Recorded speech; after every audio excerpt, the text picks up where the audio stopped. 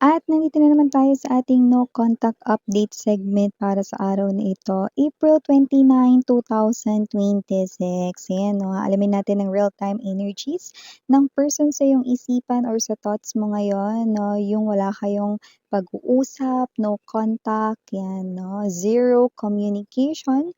Aalamin natin kung may feelings and emotions pa siya for you or kung iniisip ka pa ba niya or may actions ba siya rito na gustong i-take rito or kahit plano. Ayan, aalamin natin ang energies niya ngayong araw. Maraming salamat 'no, sa lahat ng mga nagko-comment, 'yan mga babes. Sobrang dami ng mga nagko-comment, hindi ko 'yan nababasa lahat pero nagbabasa ako. Once na ma-heart ko 'yan mga babes, ibig sabihin nabasa ko 'yun, okey?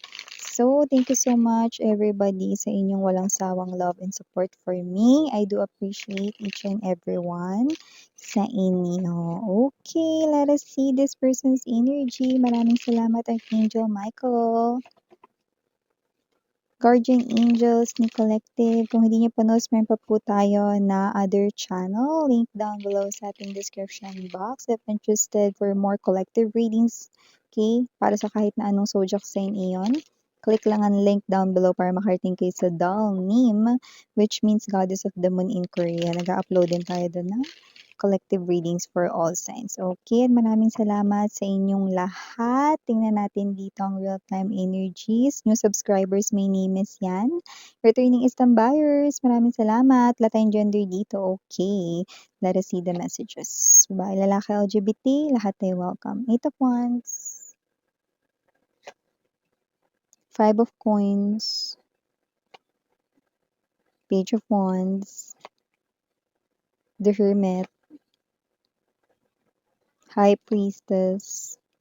7 of Wands in reverse. Oh, bottom of the deck we have the 2 of Coins, the 5 of Wands, and the 7 of Cups. Looks like parang lumuhod na ang mga tala. Ang taong ito 'no ay nakikita ko rito 'no na punong-puno ng kanyang emosyon 'no at itong tao na 'to ay nagbibigay sa atin dito ng vibe or energy na umiiyak siya ngayon 'no. Ang taong ito na mataas ang pride at ego ay umiiyak ngayong araw na ito. Hindi dahil ang init, kundi dahil sa'yo, sa pangungulila sa'yo. Hindi niya rito magawa na makipag-communicate or makipag-text, makipag-chat or kausapin ka rito through phone or video call kasi nakikita ko rito 'no, na siya ay nahihiya at nagi-guilty sa kanyang mga nasabi sa'yo. Yeah, there's something here about the words na hindi mabawi, puwedeng nakapagsalita ng hindi maganda sa inyo. Medyo talim kasi sa talas yung dila niya, parang laging bagong hasa, eh. So, nakita natin dito na yung person mo 'no, matalim, matalas ang dila 'no, or mataas rin ang kanyang pride, both actually. So, yun yung nakikita ko rito na, but this might be appearing as too good to be true sa'yo. Eh, miss yan, hindi yan iiyak. Yan pang taas-taas ng pride niyan, taas-taas ng ego niyan. Eh, ka rin. Umiiyak siya ngayon mare, you know, or pare, okey. Itong mataas na ego na 'to, mataas na tao na 'to na ayaw ritong bumaba sa trono niya 'no, nakikita ko rito na umiiyak ng dahil sa pangungulila sa iyo. 'Yan oh, alam mo kahit na sino mataas ang ego, mataas ang pride, okey, kapagka tinamaan ng emosyon at nalunod sa sariling emosyon, wala ring magagawa kundi iiyak na lang, gano'n. Ah. Alam niyo yung kanta na yun, yan 'no, maraming hindi na gets yun 'no, okey, bahala kayo. Okay, sorry about that commercial mga babes. Tuloy na natin ang ating pinag-uusapan dito. So yun nga 'no, may energy rito ng person na ngayong araw 'no. Kahit na ngayon ay Miyerkules, 'yan 'no, etong person na ito 'no, ay kahit siya ay nasa bahay nila, work from home or rest day niya man ngayon 'no or siya ay nasa work or sa office or kung saan man ito 'no, working man 'yan. This person here 'no, medyo mataas yung level ng kanyang emosyon, yun yung nakikita ko rito. At itong klase ng energy na ito 'no, ito yung energy rito na na alam mo yung energy ng kahit na parang kilala mo siya bilang strong siya or masyado siya ritong matigas 'no, na parang wala siyang emosyon 'no, 'yan. Nakikita ko siya dito that this person here ay soft as cotton, 'yan 'no, or soft as feather ngayon. So, nakikita ko rin na itong klase ng energy na ito 'no, ay isang klase rito ng energy na parang hindi siya rito klase ng energy na, um nagiging happy sa kanya rito 'no, na mga kaganapan sa paligid niya. Though may mga magaganda naman na parang nangyayari sa kanya rito 'no, may energy siya rito mga bibs 'no, na parang hindi niya masyadong napapansin 'yun or hindi niya masyadong yung mga opportunities na 'yun kasi ibang bagay yung kanyang naiisip at 'yun nga ay ang tungkol sa inyo, 'yan 'no. Ang nasa isip niya kasi talaga is makipag-usap sa inyo, okey. Kaso parang may mga nabanggit siya na mga salita sa inyo dati na hanggang ngayon nakatatak 'yun sa isip niya 'no, na parang 'yun yung nagiging hadlang kaya hindi siya rito makapag-usap sa'yo, okey. Ibig sabihin yung mga matatalas na sinasabi niya, yung mga matitalim na salita na ibig sabihin lahat ng iyon ay nakikita natin dito na hadlang para sa pakikipag-usap niya sa'yo. 'Yun ang nakikita ko rito at sa nakikita ko rin dito mga babes 'no, ito yung klase ng energy 'no, that with this 5 of coins, nakikita ko dito 'no, na itong person na 'to ay medyo siya rin bina-block niya rin dito 'no, yung sarili niya. Kahit na gusto niya kayong i-message 'no, kahit siya mismo pinipigilan niya yung sarili niya na wag kang i-message. 'Yun yung nakikita ko rito. So with the page of wands, this person here 'no, parang niya na i-distract yung self niya sa work or kung ano 'tong ginagawa niya rito 'no. Okey, kahit dun sa mga times na parang nagpapahinga lang siya, sa mga break times 'no, or dun sa mga times na parang, siya ito 'no na wala ginagawa 'no, nagse-cellphone lang 'no, pero pinipigilan niya like iniiba niya yung takbo ng isip niya, hindi niya pinapansin or hindi niya iniisip rito 'no, yung tungkol sa iyo. Pero hindi niya pa rin nagagawa 'no, na alisin kayo dito sa kanyang isip kasi parang mga ilang segundo lang babalik na ulit yung atensyon niya sa inyo 'no. Kaya yung iba sa kanila 'no, sila ay si Mr. Softy, yan or si Miss Softy na ngayon, 'yan 'no, sa sobra 'no, na parang, soft ng kanila rito 'no, na feelings at emotions. So, nakikita natin dito 'no, na itong person na 'to 'no, karamihan sa kanila ay naiiyak, 'yan 'no. Yung iba naman, eh, malapit ng maiyak kasi parang nandodo'n na sila sa energy ng konti na lang, eh,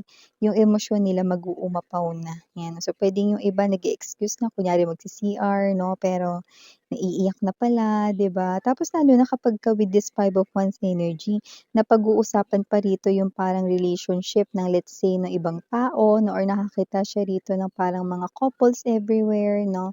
Yun yung nakikita ko dito, affected match siya kasi naiinggit siya dito, yun yung nakikita ko dito 'no. So, kung sino rin 'tong energy na 'to lumalabas, na ito yung klase ng energy na okey, ito yung klase ng energy rito na hindi mo as in talaga parang, madidiktahan kung ano yung puwede niya ritong gawin at hindi. Kasi parang may mga nagsa-suggest rin sa kanya rito na, kausapin kayo or parang makipag-ugnayan dito sa inyo pero hindi siya, sumasagot doon, 'yan or hindi niya yun nire-replyan. Parang yun din yung naiisip niya pero hindi niya pinapakita sa ibang tao na tama yung iniisip nila. Na-gets mo? Yung parang alam ng ibang tao, napapansin 'no, na maaaring ikaw yung iniisip niya pero hindi niya kino-confirm yun kasi hindi siya nakikipagkuwentuhan ng tungkol dito sa inyo or hindi niya rin kino-confirm na, "Oo, tama ka. So, yan ba talaga yung dapat kong gawin?" Hindi siya yung nanghihingi ng advice kasi nga ayaw niya yung nanghihingi ng advice kasi nga kilala natin siya bilang mataas ang ego 'no or mataas yung pride niya rito, 'yan. Kaya lumalabas at lumilitaw pa rin yung pride niya. Pero yun nga tinatamaan na siya rito ng kanyang emosyon, 'yan 'no. emosyon dito ng pangungulila sa'yo. Ayan. So, kahit na parang sinisikreto niya lang, tinatago niya, no, lumalabas pa din. High Priestess energy and the Seven of Wands in reverse, lumalabas pa rin. Yan, nakita ko rito. Kaya, kung sino man tong energy na to, this person right in here ay someone na with the Two of coins energy. Nakikita ko dito na parang tinatry niya na mag-multitask, okay, para i-distract yung sarili niya ngayon. At nakikita ko rin dito na pwedeng kahit ano yun. Pwedeng, kunyari may trabaho siya, gusto niya maghanap ng sideline, extra, kahit hindi naman niya need ng money, or gusto niya rito magnegosyo para maging busy yung isip niya. Para hindi niya rito maisip kayo. Yan, no? Pero sa kabilang banda, malinaw na gusto kayong kausapin ng taong ito, pero dahil nga sa mga nasabi niya, dahil sa kanya ritong matatalas na dila, no, hindi niya magawa ritong makipag-usap sa'yo. Yun, nakita ko dito.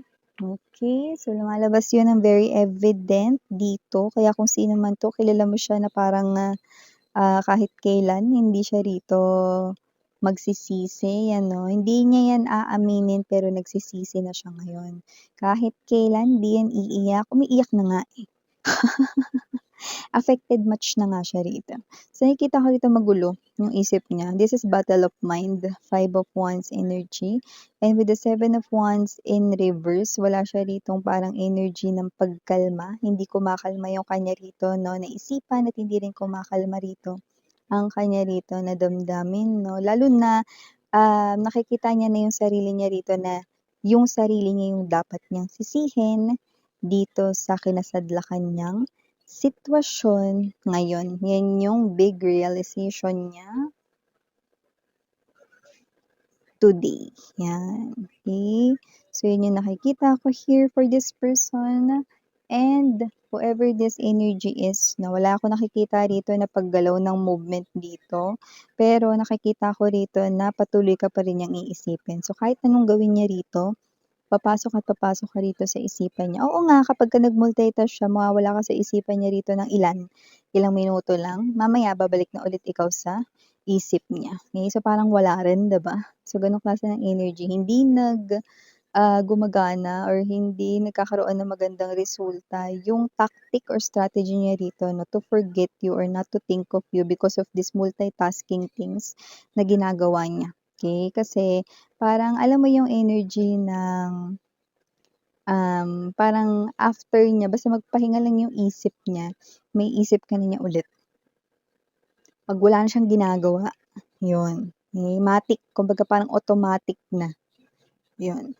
So, initials, we have here capital letter L, capital letter F, capital letter N, capital letter S, capital letter U, capital letter P, capital letter B as in boy, capital letter D, and capital letter E. For small letters, we have I, P, N, and last but not the least, O. So, yun yung mga nakuha nating initials dito, no? At syempre mga babes, nasa inyo pa rin kung kakausapin niyo ang person na to or hindi. It's totally up sa iyo. At yun nga, no? Syempre, no? Nakita ko rin dito na itong person na to, no, ay someone dito na pwede kasing kung ikaw ang mauuna ha. Kung ganun lang yung mangyayari rito, okay? Nakikita kong i-deny niya yung kanya rito na emotions and feelings towards you guys, no? Kasi nandoon siya sa energy ng nagge-get in the way pa rin yung ego niya. So, hindi niya naaminin sa'yo na naiisip ka pa rin niya rito, na gusto ka niya ritong i-message no, or i-text, no? Nakikita ko rito na babalik ta rin ka pa rin niya once na i-chat mo siya rito or mauna kang mag-approach, no? Pero syempre, okay, mga babes, no, kung sino man tong energy na to, yun ay isang klase ng kasinungalingan lang. Kasi ang truth ay yung ating mga sinabi at nakita dito sa person, sa energy ng person nyo na ito. So, ito yung mga mensahe right here for you guys. Again, I'm Miriana only for the girls and Yana, do na for the boys. Sarang hey, love and light. Annyeong.